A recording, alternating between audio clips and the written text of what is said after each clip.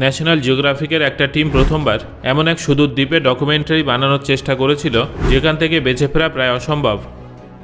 যখন তারা সমুদ্রের কাছাকাছি পৌঁছায় তখন দ্বীপের জঙ্গল থেকে অদ্ভুত ধরনের কিছু উলঙ্গ মানুষ হাজির হয় এবং তারা ন্যাশনাল জিওগ্রাফিকের জাহাজকে লক্ষ্য করে তীর মারতে শুরু করে। এই হামলায় ডাইরেক্টর পায়ে আঘাত পান এবং তিনি সেখান থেকে পালিয়ে যেতে বাধ্য হন। বন্ধুরা, আমি কোন দ্বীপের কথা বলছি সেটা কি আপনারা বুঝতে পারছেন? আপনাদের অনুমান সঠিক কিনা সেটা জানার জন্য ভিডিওটা দেখতে থাকুন। ভারতের দক্ষিণ পূর্বে প্রায় 1400 কিলোমিটার দূরে আন্দামান নিকোবর দ্বীপপুঞ্জ আছে। এটা ভারতীয় ভূখণ্ডের অংশ, যেখানে একাধিক ছোট বড় গ্রাম আছে। ম্যাপের দিকে তাকালে আপনারা দেখতে পাবেন যে আন্দামান দ্বীপপুঞ্জের সবথেকে জনবহুল শহর হলো পোর্ট ব্লেয়ার, যেখানে এয়ারপোর্টও আছে। এই এয়ারপোর্টটা আন্দামান দ্বীপপুঞ্জের সঙ্গে গোটা বিশ্বের সংযোগ স্থাপনে গুরুত্বপূর্ণ ভূমিকা পালন করে। পৃথিবীর সব দেশের প্লেন এখানে ল্যান্ড করে। কিন্তু অদ্ভুত বিষয়টা হলো, এত জনবহুল শহরের মাত্র 50 কিলোমিটার দূরে এমন একটা দ্বীপ আছে যেখানে এমন একটা উপজাতি বসবাস করছে যারা তাদের একটা বিচ্ছিন্ন জগৎ তৈরি করে রেখেছে। নর্থ সেন্টিনেল আইল্যান্ড নামে পরিচিত এই দ্বীপটা মাত্র 50 স্কোয়ার কিলোমিটার বড়, যা সম্পূর্ণভাবে ঘন ঝোপে আবৃত আছে। কোনো স্যাটেলাইট বা ড্রোনের সাহায্যের ভিতরের দৃশ্য দেখা সম্ভব নয়। ইতিহাসে একাধিকবার এখানে যাওয়ার চেষ্টা করা হয়েছে, কিন্তু এই উপজাতির মানুষেরা বাইরের কোনো মানুষকে কোনো অবস্থাতেই সহ্য করতে পারে না। তারা অচেনা মানুষ দেখলে প্রচণ্ড রেগে যায় এবং তাদের দিকে তীর ছুটতে থাকে। রেগে গিয়ে অচেনা মানুষদের মেরে ফেলাটা তাদের কাছে ভীষণ সহজ একটা ব্যাপার। তারা একটা জগতের ভিতরে নিজেদের আরেকটা জগৎ তৈরি করে রেখেছে, যেখানে এরা হাজার হাজার বছর ধরে বসবাস করছে। পোর্ট ব্লেয়ারের আধুনিক শহর থেকে মাত্র 50 কিলোমিটার দূরে এই দ্বীপে আজও হয়তো প্রস্তর যুগ চলছে। কিন্তু এর পিছনে কী কারণ আছে, সেখানকার বাসিন্দারা কেন বাইরের জগতের সঙ্গে যোগাযোগ রাখতে চায় না, এই সব কিছু বোঝার জন্য আমাদের নর্থ সেন্টিনেল আইল্যান্ডের ইতিহাস সম্পর্কে বিস্তারিত জানতে হবে। মনে করা হয় যে এই দ্বীপে বসবাসকারী উপজাতি মানব সভ্যতার সেই অংশ যারা কোনো এক পর্যায়ে আমাদের থেকে বিচ্ছিন্ন হয়ে গিয়েছিল। 26,000 বছর আগে সমুদ্রের জল স্তর অনেক কম ছিল। সেই সময় এটা দ্বীপ নয় বরং এশিয়া মহাদেশের অংশ ছিল। গ্লোবাল ওয়ার্মিংয়ের কারণে সমুদ্রের জল স্তর বাড়তে থাকে এবং তখনই আমাদের জগৎ থেকে আন্দামান এবং নর্থ সেন্টিনেলের সম্পর্ক ছিন্ন হয়ে যায় এবং এটা একটা দ্বীপরূপে থেকে যায়।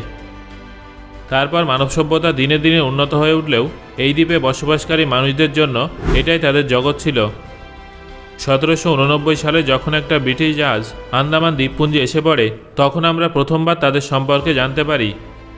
যদিও তারা নর্থ সেন্টিনেল আইল্যান্ডে যাননি, কারণ যেহেতু এটা একটা ছোট দ্বীপ ছিল, তাই হয়তো তাদের মনে হয়েছিল যে এই দ্বীপটার কোনো স্ট্র্যাটেজিক ভ্যালু নেই। তারপর 1867 সালে যখন ভারতের উপর ব্রিটিশ শাসন বজায় ছিল, সেই সময় তাদের একটা জাহাজ ভারতীয় উপকূল থেকে আন্দামান দ্বীপপুঞ্জে যাচ্ছিল। কিন্তু মাঝপথে নর্থ সেন্টিনেল আইল্যান্ডের সামনে গিয়ে জাহাজটা অকেজো হয়ে যায়। এই জাহাজে 106 জন ব্রিটিশ এবং ভারতীয় উপস্থিত ছিল। তারা ভাবে যে সেই দ্বীপে হয়তো কেউ থাকে না, তবে তাদের এই ভাবনাটা কিছু সময়ের মধ্যেই পাল্টে যায়। উদ্ধারের আশায় কিছুদিন তারা সেখানে আশ্রয় নেওয়ার সিদ্ধান্ত নেয়। তৃতীয় দিন দ্বীপে লুকিয়ে থাকা উপজাতিরা তাদের উপরে তীরের হামলা চালায়, যার ফলে অনেকে মারা যায় এবং যারা সুরক্ষিত ছিল তাদের রয়্যাল নেভি উদ্ধার করে নিয়ে যায়। নর্থ সেন্টিনেল আইল্যান্ডের সঙ্গে এটাই আমাদের প্রথম সাক্ষাৎ ছিল, যেটা খুন মারামারির মধ্যে দিয়ে শেষ হয়েছিল। পরবর্তী 13 বছর কেউ সেখানে যাওয়ার সাহস দেখায়নি। তারপর 1880 সালে একজন ব্রিটিশ লর্ডকে আন্দামান দ্বীপপুঞ্জের ক্রাউন অ্যাডমিনিস্ট্রেটর বানিয়ে পাঠানো হয়। তার নাম ছিল মোরাইস ভিদাল পোর্টম্যান এবং তিনি নর্থ সেন্টিনেল আইল্যান্ডে যাওয়ার সিদ্ধান্ত নেন। একজন ক্রাউন অ্যাডমিনিস্ট্রেটর হিসেবে যুক্ত হয় পোর্টম্যান সমস্ত এলাকা নিজে পরিদর্শন করতে চেয়েছিলেন। তিনি সেই উপজাতির কিছু মানুষকে অপহরণ করে তাদের আন্দামান দ্বীপপুঞ্জে নিয়ে যাওয়ার পরিকল্পনা করেছিলেন। তিনি ঠিক করেছিলেন যে তাদের আন্দামান দ্বীপপুঞ্জে নিয়ে গিয়ে যত্ন করবেন এবং তারপর ভালো বার্তার মাধ্যমে তাদের পুনরায় তাদের এলাকায় পাঠিয়ে দেবেন। এর ফলে হয়তো সেই উপজাতির সঙ্গে সুসম্পর্ক গড়ে তোলা সম্ভব হবে এবং তাদের এটা বোঝানো সম্ভব হবে যে তারাও আমাদের মতোই মানুষ। তারপর তিনি নর্থ সেন্টিনেল আইল্যান্ডে যান এবং বেশ কিছুদিন তিনি সেই উপজাতিদের থেকে নিজেকে লুকিয়ে রাখেন। তারপর তিনি সেখানে একটা পরিবারকে দেখতে পান, যেখানে এক দম্পতি এবং তার 4 বাচ্চা ছিল। পোর্টম্যান তাদের কিডন্যাপ করেন এবং তাদের আন্দামান দ্বীপপুঞ্জে নিয়ে যান। নর্থ সেন্টিনেল আইল্যান্ডের ইতিহাসে প্রথমবার তারা বাইরের জগতের সংস্পর্শে এসেছিল, যার ফলে বাইরের জগতে ছড়িয়ে থাকা বিভিন্ন অসুখ তাদের শরীরের পক্ষে নতুন ছিল। সেই দম্পতি এইসব অসুখের কবলে পড়ে কিছুদিনের মধ্যেই মারা যায়। নিজের পরিকল্পনাকে ব্যর্থ হতে দেখে পোর্টম্যান নিরাশ হন। তারপর তিনি ওই দম্পতির 4 বাচ্চাকে পুনরায় নর্থ সেন্টিনেল দ্বীপে পাঠিয়ে দেন। পোর্টম্যান তার ডায়েরিতে লিখেছিলেন যে তাদের এই মিশন ব্যর্থ হয়ে গেছে। তারা সেন্টিনালিজদের মনে উদ্বেগ সৃষ্টি করেছে এবং তাদেরকে তাদের মতো ছেড়ে দেয় শ্রেয়। হয়তো ওই দম্পতির 4 বাচ্চা ওই উপজাতির আরও মানুষের মধ্যে বাইরের ভাইরাস ছড়িয়ে দিয়েছিল, যার ফলে সেখানে আরও অনেক মানুষ মারা গিয়েছিল। সেই দিনের পর থেকে নর্থ সেন্টিনেলের উপজাতি মানুষেরা বাইরের জগতের মানুষদের উপরে আরও বেশি ক্ষুব্ধ হয়ে উঠেছিল। পরবর্তী কয়েক দশক পর্যন্ত ভুলবশত কেউ এই দ্বীপে গেলে ওই উপজাতি তাদের মেরে সেই দেহগুলো সমুদ্রের তীরে ঝুলিয়ে দিত। তারা এটা স্পষ্ট বুঝিয়ে দিয়েছিল যে বাইরের দুনিয়ার কেউ যেন তাদের সামনে ভুলেও না যায়। 1947 সালে ভারত যখন স্বাধীনতা লাভ করে এবং বিভাজন হয়, সেই সময় আন্দামান দ্বীপপুঞ্জ পর্যন্ত সমস্ত এলাকা ভারতের মধ্যে চলে আসে, যার মধ্যে নর্থ সেন্টিনেল আইল্যান্ডের উপজাতিরাও অন্তর্ভুক্ত ছিল। যদিও তারা এটা জানত না যে ভারত আসলে কি। ভারত সরকার এই ক্ষুব্ধ উপজাতিদের সঙ্গে শান্তিপূর্ণভাবে যোগাযোগ করার সিদ্ধান্ত নেয়। 1967 সালে একজন ভারতীয় অ্যানথ্রোপোলজিস্ট তিলকনাথ পণ্ডিত এই কাজটা নিজের কাঁধে তুলে নেন। তিনি দ্বীপের আশেপাশে বোটে করে চক্কর কাটতেন এবং তাদের উদ্দেশ্যে উপহার ছুড়ে দিতেন। তিনি এই উপজাতিদের মন জয় করতে চেয়েছিলেন। 1974 সালে ন্যাশনাল জিওগ্রাফিক এই দ্বীপের উপরে একটা ডকুমেন্টারি করার কথা ভাবে, যার নাম রাখা হয় man in search of man. তাদের টিম একটা বড় বোটে চেপে সফর শুরু করে, যেখানে সিকিউরিটি গার্ড, ফিল্ম ক্রু এবং ত্রিলকনাথ পণ্ডিত উপস্থিত ছিলেন।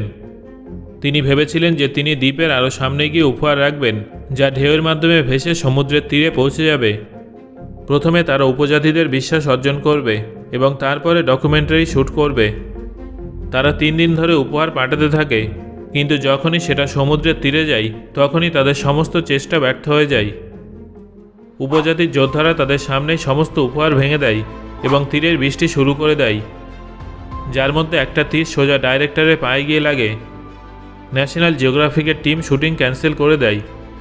সেই সময় তাদের কাছে সেখান থেকে পালিয়ে যাওয়া ছাড়া আর কোনো পথ ছিল না।